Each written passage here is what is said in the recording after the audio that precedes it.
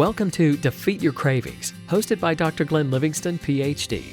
Glenn has held his doctorate in psychology for more than 30 years and is also a former multi-million-dollar consultant to the big food industry and uses his experience to help you defeat your cravings. This show will help you to focus on dramatically reducing cravings and leave the diet mentality behind, so you can more easily and effortlessly achieve your health, fitness, and body composition goals. Please remember, no doctor-patient relationship is created via this show, and you are responsible for confirming any changes to your diet, health, or psychological routines with an appropriately licensed professional before implementing them. Now, before we get started, if you haven't yet downloaded the free smartphone app to access dozens of these recordings all in one place, as well as to avail yourself of a confidential community for support, motivation, and assistance, please visit the podcast link on defeatyourcravings.com as soon as possible. And now, here's your host, Dr. Glenn Livingston. Hey, this is Howard Jacobson with Plant Yourself and Sick to Fit, and I am joined by the very good Dr. Glenn Livingston. Hello, Glenn. Hello, this is the very good Dr. Glenn Livingston. And what we're going to do today is some very good conversation about an article. I don't think we have to name the writer or the blog, but just kind of explain the concept. I hear it a lot, and there's a lot of heart to it. There's a lot of compassion in where this person is coming from. And essentially, it's talking about our relationship with food. And if we have a relationship with, let's say, a particular kind of food or a category of foods or a certain quality, and we decide to eliminate it from our life, this person argues that we're actually creating a dynamic in which we're always going to be drawn to it. We're always going to be struggling, that assigning a category, a label of this is bad or this is not good for me, it just creates a great deal of emotional turmoil. And that instead of doing that, we should have a much more balanced, intuitive, and situational approach to food and not label anything as bad. And as soon as I read that, I thought, I'd love to see Glenn sink his teeth into this one. Oh, and why is that? Because you don't agree. And you don't agree from a place of equal love and compassion as this person who's trying to save her readers from misery and being trapped. And so I wanted to kind of acknowledge where they're coming from and then talk about in what cases this is less than useful advice. Okay, please interject when you have something to say, because I have an awful lot to say about this. So, Howie, what I would like to say is that it's not entirely that I disagree, but that I think that the people who respond to the solution that this compassionate woman is trying to purvey are stuck in a certain developmental phase of life. And that developmental phase of life says, if someone tells me no, even if it's me telling me no, I must rebel. And if you think about it, that's kind of what we all go through in our 2s and our 3s. And if you've had kids, you know that you can't really say no to them at a certain phase of life where you get into these big power struggles. I don't know if people have fixations at that time of life or not, but I know that there is a phenomenon where people can say, I'm going to allow every type of food and I'm going to eat it mindfully. I'm going to eat it without shame. I'm going to eat it where other people could see me. I'm going to eat when I'm hungry. I'm going to stop when I'm full. And there's a class of people that works for. So I don't want to take it away from those people. By the same token, I think that you need to understand that as a developmental phase out of which we can mature into something that's more valuable for us. Because the problem with that is that you do wind up eating a lot of junk. And I would say there's flavored cardboard in the food system. There are so many excitotoxins that are really deadly in the long run that are perfectly acceptable and legal in industrial food. I think at some point, being mature means growing up and saying, look, I don't have to put that in my body just because I feel rebellious if I say no to myself about something. And we can recognize that maybe we were controlled against our best interest when we were young with food, and so it stimulates a very intense conflict when we start to have rules. But that doesn't mean that rules are bad. And that doesn't mean that you, quote unquote, have to binge if you make a rule that restricts something for yourself in any way. You will have trouble not binging if you restrict your calories and nutrients so far that your body's not getting what it authentically needs. And so there is something to both, first of all, checking with a nutritionist, checking with a dietitian, looking at one of the online calculators, and making sure that whatever rules that you've made, you're not attempting to lose weight too quickly. And for me, that's like no more than a pound a week or so, maybe 2 at the most. And that you're not creating a vitamin or mineral deficit or a protein or carbohydrate or fat deficit that's going to make it difficult for your body to comply with the rules that you want to make. I always tell people you can't make a rule that says I will never pee again because your bladder will force otherwise in 12 hours or so at most. So I think that the ultimate in maturity is to say, I'm not going to eat flavored cardboard. There are some things which I have to make rules about so that it's really clear to me, because at the moment of temptation, the foods are too powerful and there are too many billions of dollars that go into engineering hyper palatable things that target our bliss points without giving us enough nutrition to feel satisfied. And the only defense against that is some really good thinking and very clear, bright lines that tell us this is good and this is bad. I am someone who does this. I'm not someone who does that. And the idea of guilt tripping yourself, obsessing about the food too much, getting too involved with it because you restricted it is, I think, maybe I'm repeating myself, it's confined to that developmental phase. And I think there's a better solution, but that doesn't mean that I want to poo-poo the fact that a lot of people get a lot out of, the mindful eating, eat whatever you want, but do it mindfully solution. So that's what I have to say about that. My perspective is that mindful eating and intuitive eating should always be the default, the first line. Like if you're doing that well and everything's working for you, then you don't need rules, programs, books, right? Like there's a reason you didn't write never pee again. Yes. Right. Right. Like most people can handle that fine. So we're not talking about, a metaphysical reality about how we're supposed to deal with food. We're talking about people who come to you, who've come to Plant Yourself and Sick to Fit because they're struggling and they have been struggling. And I think there's a danger in somebody coming along and telling them that the thing they've been doing that has led to the struggle is absolutely okay. And if they stop doing it, they're being mean to themselves. I do think there's a danger in that. What I teach people in my programs is that you want to imagine that you're a city traffic planner. Like suppose you were put in charge of deciding where all the stoplights and stop signs and yield signs and roundabouts and things like that would go all over the state of New York. You'd be trying to maximize 2 variables. You'd be trying to help people to maximize their freedom of movement. You want the population to be able to engage in commerce and maximize the value that a free society can provide, both economically and personally and even spiritually, by not putting impediments in the way where you don't need to. So what that looks like is there's some places all the way out in the country that there are intersections that don't even have a stop sign. People might be going 55 miles an hour, but let's say it's totally flat and there are no trees and you can see exactly who's coming. People can just adjust their speeds and there haven't really been any accidents there. You don't have to put a stop sign there. You don't have to put a traffic light there, because that would unnecessarily impede people from moving about and enjoying the freedom that they're entitled to have, which is part of your charge to maximize. But by the same token, if you were to go into Manhattan where there are 11 million people and you didn't put a stop light, not even a stop sign or a yield sign, but a stop light at every intersection in Midtown, then you would have chaos and gridlock and nobody could get anywhere and there would be all these accidents and you wouldn't have done your job. So I think we all have the goal and the job of assessing where the dangerous intersections are with food and how we need to regulate them, if at all, and where are the non-dangerous intersections that we can just daydream and drive through without too much attention.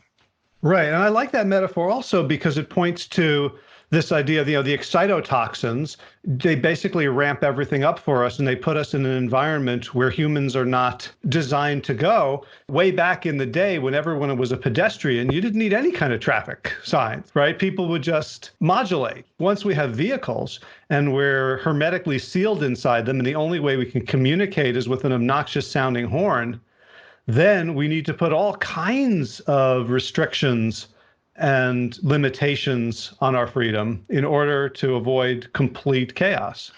And to extend that metaphor, the industrial foods, the hyperpalatable concentrations of starch and sugar and fat and oil and excitotoxins and salt that are targeted at us, and the unnatural frequency of advertising. Did I tell you there are, I think, like 7,000 messages a year about food that we receive over the internet and the airwaves, and maybe a half dozen of them say eat more fruits and vegetables? When you're in a situation like that, that's akin to having these vehicles that go 60 miles an hour with hunks of metal that are deadly, and the only way to communicate is with these unnaturally loud horns that we need all kinds of rules and regulations.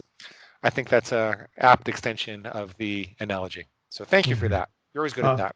A pleasure. Coming back to the point of the article, what do we do when we've created this never rule? I don't want to say you demonized flavored cardboard laced with excitotoxin, but you certainly haven't valorized it. And maybe you have demonized it, and maybe it deserves to be demonized. But what do we do then when the 2-year-old inside us is now obsessing over it and taking away our peace of mind? Well, it goes back to the deprivation trap, which Janine Roth first pointed out, which is that so your 2-year-old is saying, oh my God, I feel so deprived. This is not fair. This is not fair. Gimme, gimme, gimme. And the 2-year-old feels so deprived, but you try to step back and say, well, what am I really depriving myself of? If I only ever have chocolate on weekends again, then during the week, I'm never going to have the mouthfeel of a chocolate. I'm never going to get the high from the sugar and fat and all the antioxidants that are designed to provide that high, and the obermine. I forget all the other drugs that are in chocolate, but there are a lot of them that alter your neurotransmitter balance.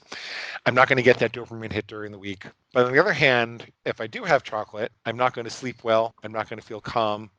I'm going to feel heavier than I really want to feel. I'm not going to be confident and thin and walking through my life with the pride and integrity that I really want to walk through. So I'm going to be deprived of all those things.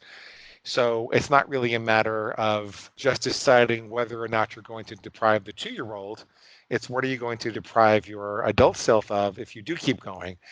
And I find that if you thoroughly list out both sides of that deprivation trap, because you can never make a choice without unmaking another choice. So you can't ever not be deprived. It's just a question of what you're going to deprive yourself of and what you're going to get. If you list it all out, then I find that the chocolate on a Wednesday doesn't seem so appealing. It's almost like somebody will not get into a serious relationship or get married because of all the people they're going to deprive themselves of, right? Like everybody else. Larry Miller, the comedian Larry Miller, has this line where he says, you ever look at a pretty woman when you're married and you think, oh my God, it's another one I'm never going to have. That ignores that if you don't make the commitment, that you're going to deprive yourself of the intended benefits of being married, like someone to witness your life and have an intimate safety with and partner with, and financial matters and social matters. And you lose out on so much if you don't make that commitment. So I can't tell you which choice to make. At the moment, I'm single, and I've been single for a while. So I was married for 28 years, and there came a time when I wish that I wasn't. So, but I still stand by the decision. Right. Well, and again, to extend the metaphor, if we look in our environment, what are the excitotoxins portraying? Are they portraying solid, caring, ever deepening, intimate relationships, or are they on the side of quick sex and variety? There's pornography one click away with some guy having sex with a chicken, if that's what you want. So I just interviewed a urologist who's talking about the pornography problems that he sees in his patients, problems caused by their frequent use of pornography. One thing he's saying is that, like the industry, it's really hard to make a good living in the industry because they always want a fresh face. Like nobody wants to see the same person twice. That goes against their fantasy. So it's a very, chew them up and spit them out industry because of the nervous system's constant amping up for novelty. I don't think you have a lot of novelty in your diet. I think people who tend to be successful tend to focus on other benefits besides novelty. Doug Graham says a bear eats fish and a bear eats berries, but it doesn't put berries on the fish. It doesn't make a fish and berry sandwich. And in our world, we expect, contrary to what nature really had to offer, that we should have such variety and intense stimulation that we find for a period of time that if we just do what nature intended, probably you come upon the grapes on the tree and you have a whole bunch of grapes and then you're full and you go fishing in the stream or something. But we wouldn't really be having all these concentrated forms of different foods, and we wouldn't be having them in all these various combinations. So I don't feel bored with my diet when I'm doing it perfectly. I actually find that today on my desk, there's a gallon of kale juice with cucumber and bananas. And I just like every last note of flavor in there. I know that I'm getting a variety of minerals that I need. I immediately get a hit of energy when I drink it. I love the taste of the banana. I can taste the particular variety of banana, and I don't really feel bored of it, but I did initially. I really did initially. Right. That's the opportunity, right? That's the invitation. We didn't choose to live in this world. We do, though. And so either we can live as if there are no restrictions, like we're out in the country with no cars, and and give in to everything. But we're not out in the country with no cars. We're in a big city with a lot of dangerous intersections. Right. So to honor that reality, we can either say, oh, that's such a pity, woe is us, or we can say, okay, here's our growth opportunity to grow up, to overcome that 2-year-old phase, and to focus on what serves us holistically in the long term rather than what tickles our palate right now. Gotcha. All right. Well, Glenn, thank you so much. This is really helpful. And I hope it helps a lot of folks out there who read and hear other people talking about intuitive eating and loving yourself and can get confused about the where, the when, and the under what conditions this advice is empowering and under what conditions it allows us to slippery slide into self-sabotage. Yeah, it's got its place, though. I certainly think that people should eat mindfully and intuitively between the lines that they make for themselves. I believe in rules. I want to say one more thing, Howie. Yeah. It's not like you only have to have a set of rules that you enforce as if you were a Nazi holding a Jewish person in a concentration camp. You can make rules which support mindfulness. Like I'll always put my fork down between bites, or I'll never eat in front of a TV screen. Those are rules. And you can also make guidelines, which are things that have some ambiguity in them, but are helpful reminders nonetheless. Like eating when you're hungry and stopping when you're full, because people couldn't really tell from outside of you whether you were hungry or full. And there's always some subjectivity in that, and therefore your pig can say, oh, baby, you're really hungry. I know you're really hungry, or you're not full yet. But you can have a guideline like that. One of my favorite guidelines is I buy organic whenever it's remotely possible. It's not a rule because, first of all, I don't binge on lettuce, so I don't really need a rule. And secondly, remotely possible isn't really defined. But you know what? Reading that every time I look at my food plan keeps me pointed at the North Star. And I don't worry so much if I buy a little bit of conventional stuff, and I don't have it very specifically defined that it's got to be 82% organic and 18% conventional. I just buy organic whenever it's remotely possible. And that's a guideline that I follow at an intersection that is largely out in the country without the possibility of crashing. The advantage of a guideline, when that's all you need in terms of specificity, is that it tends to be a floor rather than a ceiling. In our society, most laws designed to prevent the worst from happening also prevent the best from happening, right? When you think about building codes or traffic, we're just trying to legislate against evil and stupidity. Yeah. So to a certain extent, our rules can model those, and we're trying to prevent our own worst impulses. When a guideline works, it's the whenever possible. There's no ceiling to how much organic you can have. It doesn't prevent the best.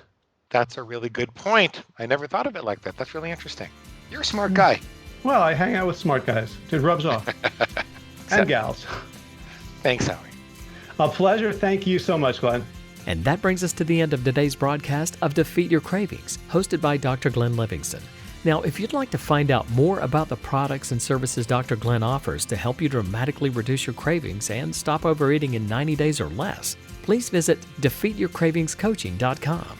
That's defeatyourcravingscoaching.com. Thanks.